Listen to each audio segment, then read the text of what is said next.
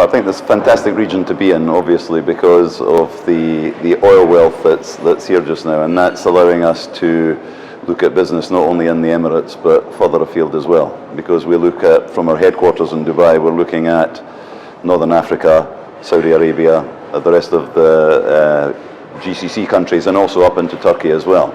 And because of the stability and wealth that's in the area, there is always going to be the development potential. With the Expo 2020 in Dubai is generating not just business for Expo 2020, but all of the knock-on to that, not just in the UAE but elsewhere, plus the World Cup in Qatar in 2022, means that there's business that's looking at a focus some years away and developing towards that focus. So we see this as the mainstay, the main body of RMJM's business and how it grows.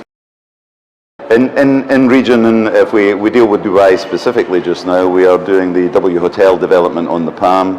We're also doing a residential development for project managed by Omniat for a client there, a special purpose vehicle client there, a residential development there at number 1 the Palm, which is quite an exclusive residence. We've just finished the Hyatt Regency in Dubai Healthcare City, and we're just about to start the retail spine for DIFC, which is just recently won and only hot off the press. So that one is about to move in Dubai. In terms of Abu Dhabi, we're doing a number of developments for Sheikh Sultan bin Zayed down there. Further afield, we have a major program of work in Saudi Arabia that's underway at the moment and will continue to increase over the next 5 to 10 years. And in Turkey, we are doing about 4 projects at the moment, largely residential hospitality projects up there.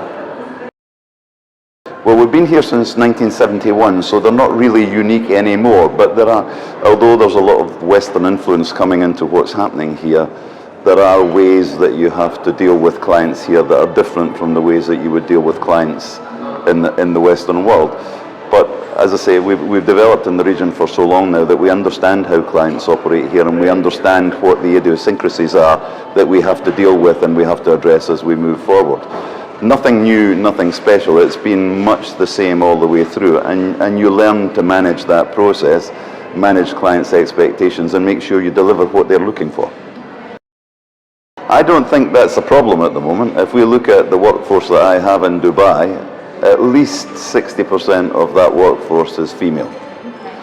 What would be better, and what I would like to see, is that to develop further, I would like to get more local Emiratis involved, both male and female as it happens, but involved in architecture, because I think there's a great opportunity for them, and I would like to be able to attract them in. We have multinational just now. We have Japanese, Russian, Syrian, Jordanian, Lebanese. So we have a multicultural discipline at the moment, and we have a lot of females that are coming into the business.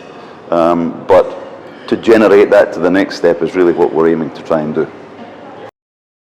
Trends in the next, the difficult one to say. I think we're already seeing the trend in this part of the world where there is now a recognition of when you're designing something, it will be constructed and then it will operate, like this hotel here just now.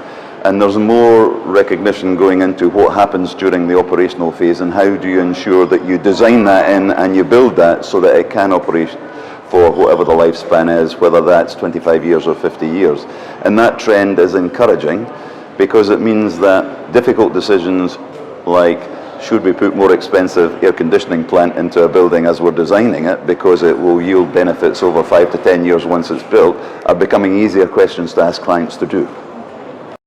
I'm not an architect. I started, and this is, but it's an important part of the answer. I come from the early stages of my career as a quantity surveyor. I then moved into contracting, so I spent a long time with a contracting organisation in the UK. I then moved into client organisations where I was working with, as a client, appointing architects and contractors.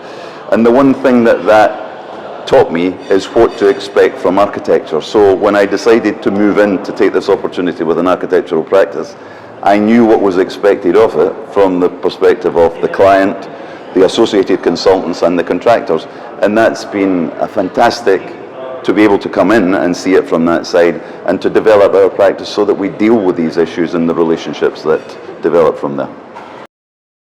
I think there is a need that we're all different practices, we're all looking for business, we're all looking for the next job and to be able to create the best design possible. But there's a need for the industry to come together and to work together for the greater good of the architectural profession and the area that we work in as well. So these give great opportunities for the different architectural practices to come together and exchange ideas that without the fear that they're giving business away or they're giving secrets away. This is a great opportunity to exchange ideas and all learn and move forward.